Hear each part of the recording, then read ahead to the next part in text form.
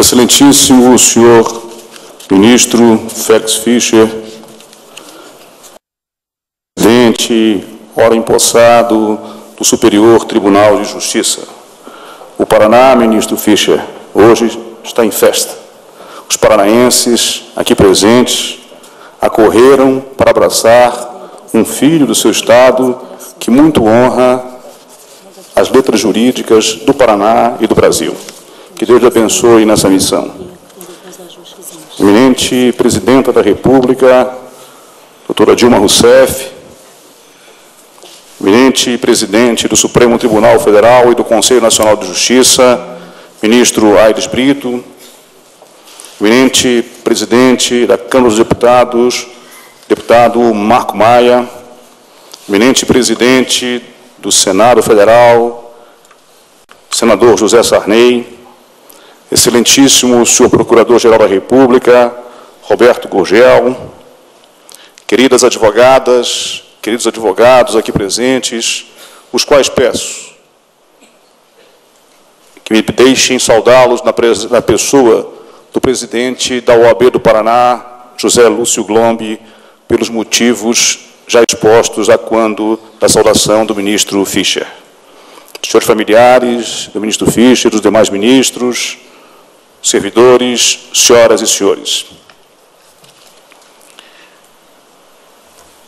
Comparecer e dar voz à advocacia brasileira numa ocasião como esta, em que tomo posse na presidência e na vice-presidência do Superior Tribunal de Justiça, os ministros Félix Fischer e Gilson Dipp, respectivamente, é uma honra que gostaria de compartilhar, não só com os numerosos advogados e advogadas, mais de 750 mil em todo o país, mas também com milhões de esperançosos de justiça. Que esperançosos são esses? O anônimo cidadão cuja força de trabalho é o motor do desenvolvimento deste país. O consumidor que exige respeito dos fornecedores de bens e serviços. O oprimido e vítima de discriminação. A mulher na sua incansável luta pelo reconhecimento de seu papel na sociedade. A condição humana, tantas vezes levada ao desespero no silêncio cúmplice das prisões. E a própria natureza, nosso meio ambiente sistematicamente vítima da ganância dos mercados. Porque, sendo o Superior Tribunal de Justiça o Tribunal da Cidadania, para que aqui acorrem os reclamos de uma nação, aqui se encontram os brasileiros de todos os matizes, de todas as classes, e, por assim dizer, é como se o país inteiro coubesse neste espaço. E aqui também se faz presente o advogado, que, por intermédio do seu trabalho profissional diário, presta uma contribuição decisiva no sentido de alçar a cidadania ao topo das nossas prioridades. É que no Brasil, decorridos 24 anos desde a promulgação da Constituição que quebrou o ciclo de regime militar, o acesso à justiça ainda é precário, ou seja, a população, desconhecendo seus próprios direitos, fica à margem do sistema estatal de prestação e de proteção jurídica.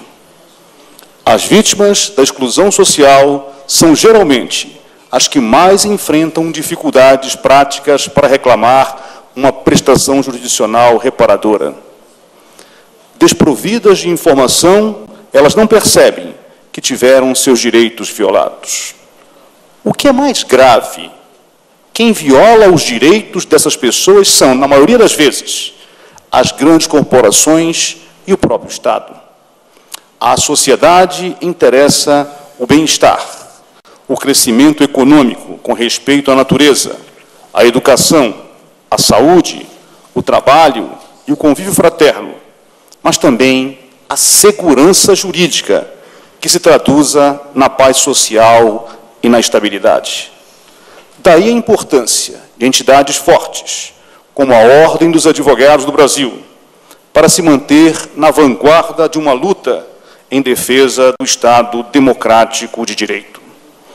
É uma força propulsora que nos leva a não transigir diante das denúncias de corrupção que mancham a vida de setores da administração pública, de dirigentes, governantes e políticos. Cobrar o restabelecimento do império da lei e da ordem quando as funções do Poder Legislativo são eventualmente usurpadas pelo Executivo. Na vontade política de combater a criminalidade, na necessária e premente reforma política, ferramenta indispensável para a moralização de práticas e costumes, para a densidade doutrinária dos partidos, para o aperfeiçoamento da sistemática eleitoral. Na equitativa distribuição das riquezas nacionais, única condição para que o nosso sistema democrático seja enriquecido de conteúdo social. E no conceito de nação, em que o espaço do povo ocupe o lugar central.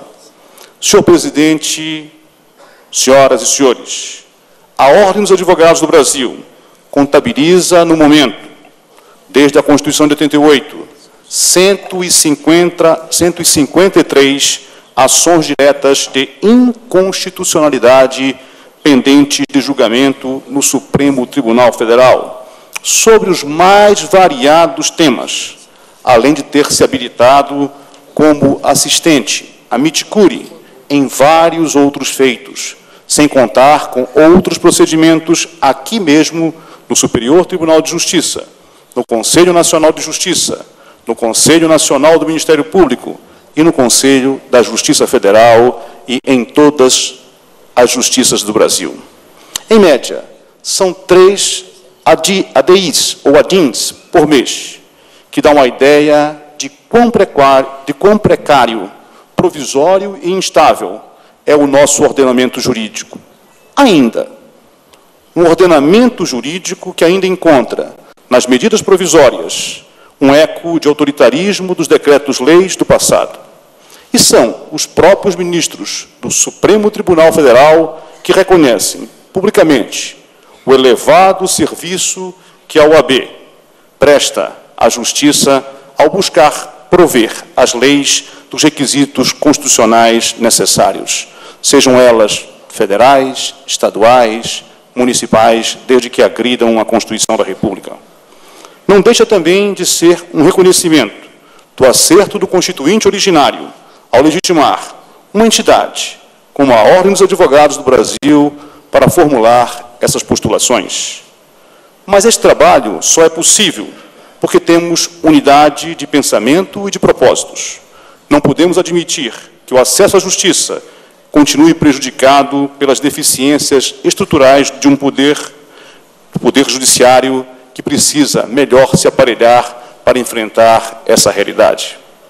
Ao mesmo tempo, devemos continuar lutando em defesa da valorização da advocacia, com a compreensão de que o advogado forte significa cidadão respeitado em seus direitos e garantias.